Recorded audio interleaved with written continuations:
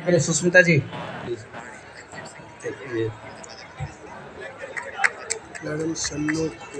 बहुत बहुत धन्यवाद। मैं संकाय सदस्य श्री अजय कुमार सर से निवेदन करूंगा कि आप आएँ और पुस्तक की लेखिका सुष्मिता झा को पुष्पगुच्छ देकर के सम्मानित करेंगे।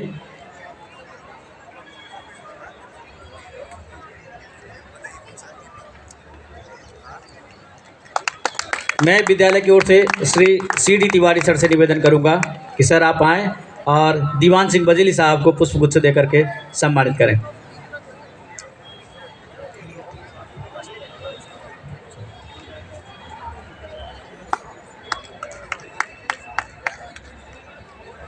मंच पर आसीन सभी सज्जनों से ये भी निवेदन है कि पुस्तक का लोकार्पण आप के कर कमलों से हो।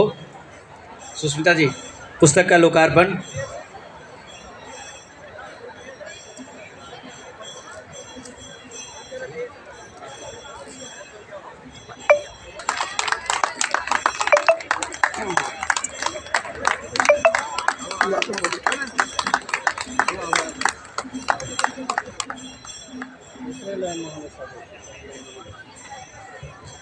कोई भी कृति रचना कितना कठिन होता है ये हम सभी जानते हैं, जो किसी न किसी कला कर्म से जुड़े हुए व्यक्ति होते हैं।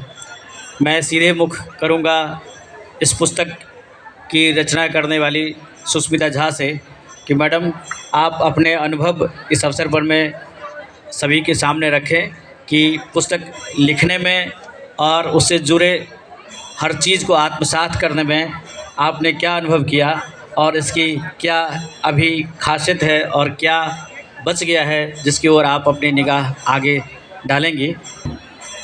आप सभी गुणीजनों को यहाँ पर जितने भी आसीन आदरणीय आप मेरे गुरुजन हैं उनको प्रणाम करती हूँ। और मेरा ये परम सौभाग्य है राष्ट्रीय नाट्य विद्यालय के पब्लिकेशन में ये मेरी किताब जो है वो पब्लिश हुई है। ये मेरी किताब नहीं कही जा सकती है, मैं अपने आप को करेक्ट करना चाहूँगी। ये मैं नहीं हूँ, ये पूरी की पूरी डॉक्टर शन्नो खुराना है। उनके 80 वर्ष का काम, आज ये 97 साल की हैं और उनका जो संगीत से जुड़ा हुआ काम आज़ादी से पहले एक महिला कलाकार के लिए जो संगीत से जुड़ा हुआ काम है, गुरु माँ का जो कंट्रीब्यूशन है उसके बारे में मैं कह नहीं सकती, एक किताब भी उसके लिए काफ़ी नहीं है। तो इस किताब में सबसे पहले कहना चाहूँगी कि जो पहला चैप्टर है, 5 अध्याय हैं इस किताब के। और सबसे पहले अध्याय में पद्म भूषण डॉक्टर शन्नो खुराना का जीवन जो है, सांगीतिक जीवन, उसके बारे में विवेचना की गई है और किस प्रकार उनके गुरुओं से उन्होंने सानिध्य पाया, गुरुओं के महान गुरुओं से शिक्षा पाई, रामपुर सहसवान घराने के मुश्ताक हुसैन खान साहब से और कई बड़े गुरुओं से उन्होंने शिक्षा प्राप्त की, उनके बारे में है। आता है तो रेलेवेंट सब कुछ है जो गुरु माँ ने किया। लेकिन आज़ादी के बाद गुरु माँ ने जिस प्रकार से, डॉक्टर शन्नो खुराना ने जिस प्रकार से ओपेरा में शास्त्रीय संगीत को उतारा है और शास्त्रीय संगीत को स्वतंत्रता के बाद जिस प्रकार से उन्होंने लोक रुचि में लाया है, उसके बारे में विवेचना की गई है। उनके 5 दीवान सिंह बजेली साहब से निवेदन करूंगा कि सर पुस्तक पर मैं आप 2 शब्द कहेंगे। ये मेरा सौभाग्य है कि मैंने शन्नो जी को का जो सोलो परफॉर्मेंसेस दी और जो उन्होंने ओपेरा में जो कार्य किया है, करीब करीब मैंने सभी इनके ओपेरा के काम देखा है। तब AIFX में होता था सारा, मोस्टली फेस्टिवल वहीं होता था। शीला जी से मेरे ताल्लुकात थे, शीला जी का इनका बहुत बड़ा ये गहरा संबंध था। तो मैं केवल यही कहूँगा कि जो आपने कार्य किया, हिंदुस्तान के थिएटर में ओपेरा जो है वो एक नेग्लेक्टेड फॉर्म है। खासकर हिंदी बेल्ट में उसको उसका जो कलात्मकता की सर्वोच्चता थी, उसमें नाट्य तत्वों के जो एक अद्भुत उसमें इंटरेक्शन था, उसको पहली बार आपने और शीला जी ने उसको हमारे समाज पर रखा। वो जो आपने गाने गाए उस समय के, वो आज भी लोगों के कानों में गूंजते हैं। खासकर मुझ जैसे जो सीनियर सिटीजन आज बैठे हुए हैं आपके सामने तो एक अजीबोगरीब शक्ति थी आपके एक्टिंग में। और आपने हमारे जिन्होंने पुस्तक लिखी है डॉक्टर झा ने, उन्होंने कई चीज़ें जो अनअपडोट उसमें दिए हुए हैं वो भी बहुत ही महत्वपूर्ण हैं। और ख़ासकर जो आजकल की जनरेशन है, यंग जनरेशन है, उस वक्त जो कलाकार थे, जो काम करते थे, अपनी क्रियात्मकता, उनके बीच में किस तरह की बातें होती थी, किस तरह के ऑडियंस उसमें आते थे। आपने एक जिक्र किया है जवाहरलाल नेहरू और इंदिरा जी अक्सर देखती थी। एक बात वो शायद आपकी नज़र में नहीं आई, एक बार आपके प्रोग्राम को देखने के लिए नेहरू जी आए, उनके पास टाइम की बहुत कमी थी। उन्होंने कहा भाई मैं इसको आधा घंटा देखूंगा, फिर उनका एक इंटरनेशनल गैदरिंग में अपॉइंटमेंट थी। आधे घंटे के बाद उनके पीए ने कहा कि भाई अब टाइम हो गया, उसका 2 मिनट और ठहर जाओ। आप तो स्टेज पे थी, रोल कर रही थी हीरोइन का, तो उन्होंने कहा नेहरू जी ने कि नहीं उस मीटिंग को कैंसिल कर दो। आप ये देखिए कि आपकी कला की जो शक्ति थी, नेहरू जैसा आदमी हिंदुस्तान का प्राइम मिनिस्टर और इतने बड़े इंटरनेशनल की जो गैदरिंग थी उसको उन्होंने कैंसिल कर दिया। और हम लोग जो हमारी जनरेशन के लोग थे, उनके काम को देखने के लिए जाते थे।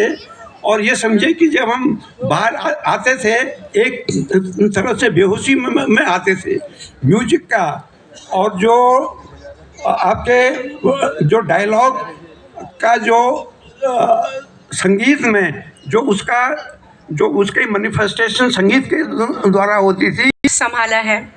संगीत मेरे साथ ही था, मेरे माता पिता गाते थे, और तो मैथिली हमारी जो भाषा थी उसे मुझे देखना नहीं और सुनना नहीं पड़ा, वो अपने आप आ गया। तो वो तो मेरे साथ हर वक्त था। शास्त्रीय संगीत को भी मैंने उसी तरह से देखा। मेरे पिताजी का जन्म हुआ जब दरभंगा महाराज के इसमें, तो राम चतुर जी तब गा रहे थे। तो संगीत हमारे रगों में बसा हुआ है उसी प्रकार से। और शिक्षा ली हमने शास्त्रीय संगीत में, तो हमारा जो कहते हैं रगों में बहना, शास्त्रीय संगीत भी वैसे ही है और लोक संगीत भी उसी प्रकार से। तो आपने इन दोनों को कभी ब्लेंड करने की कोशिश की? मैंने भिन्न करने की कोशिश इस तरह से नहीं की, क्योंकि दो चीज़ें हैं और ये दोनों बिल्कुल अलग चीज़ें हैं। जब आप शास्त्रीय गाते हो तो आपको उसका वज़न अलग होता है, जैसे गुरु माँ कहती हैं, उस प्रकार से जो वज़न है शास्त्रीय का बिल्कुल अलग है। और लोक संगीत जो हमारे मन से निकलता है वो लोक संगीत है, और जो कई विश्लेषणों से और हज़ारों वर्षों से विश्लेषण के बाद प्रतिष्ठापित किया गया है, उसे शास्त्रीय संगीत कहेंगे हम। जी। अच्छा, फोक म्यूजिक के जानकार हैं, वो फोक म्यूजिक में तमाम जितने भी आपके राग हैं उनकी छाया उसमें देखते हैं। क्या आपका जो म्यूजिक है उसमें भी क्लासिकल म्यूजिक को छाया आपको दिखती है? जी, मैंने इसमें चर्चा भी की इस किताब के चौथे अध्याय में, कि जैसे कि महाराष्ट्र में कई ऐसे राग होते थे जिन्हें पहले लोक संगीत में गाया जाता था, धीरे धीरे वो आके शास्त्रीय संगीत में प्रतिष्ठापित हुए। राजस्थान में भी ऐसे कई हैं जो कि शास्त्रीय संगीत में प्रतिष्ठापित हुए। तो लोक संगीत में भी अलग प्रकार के राग हैं, जैसे गुरु माँ का गुंड मल्हार है, गुरु माँ ने बहुत ही खूबसूरत गाया हुआ है इसको। और जी जी क्योंकि मैं आशीर्वाद में दो शब्द तो मैम कहेंगी सुष्मिता जी के लिए और राष्ट्रीय नाट्य विद्यालय। अच्छा, मुझे भी कितना टाइम है? 5-7 मिनट बोल सकता हूँ भी? सर 3-4 मिनट है बस। ठीक है। तो समापन में भी राज्यपाल महोदय पहुंचने वाले अरे, हैं, तो तब तक अच्छा। हमारे पास अभी 5 मिनट का टाइम है।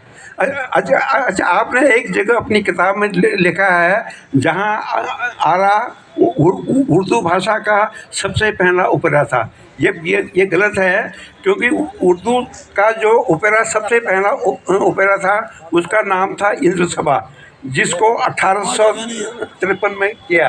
बाद में इसी ओपेरा को जब हमारे यहाँ साइलेंट फिल्मों में भी आया ये, उसको कंटिन्यू करिए, बड़े पैमाने पर करिए। और इसके ऑथर हैं उनको बहुत बहुत बधाई। और उसमें एक बात मैं ये कहूँगा कि ओपेरा पर ज़्यादा काम करने की ज़रूरत है। जी बिल्कुल, बहुत ज़्यादा करने की ज़रूरत है, म्यूजिकल स्ट्रक्चर में और उसके थिएट्रिकल एस्पेक्ट में करने की ज़रूरत है। और मैं आपको बार बार करता हूँ कि आज 25-30 साल के बाद आपको मैं देख रहा हूँ। धन्यवाद। ओपेरा की बात हो और ओपेरा ना सुना जाए तो सही नहीं होगा। मैं चाहूँगा कि ओपेरा के लिए कुछ। अच्छा देखिए, मैं शास्त्रीय और लोक दोनों संगीत गाती हूँ। गुरु माँ से इतने पिछले सालों से शिक्षा ली है और उन पे जब किताब लिखी है, लेकिन ओपेरा जब गाने की बात आती है तो वो एक अलग तरह का गायन है। आप सबके सामने जब यहाँ राष्ट्र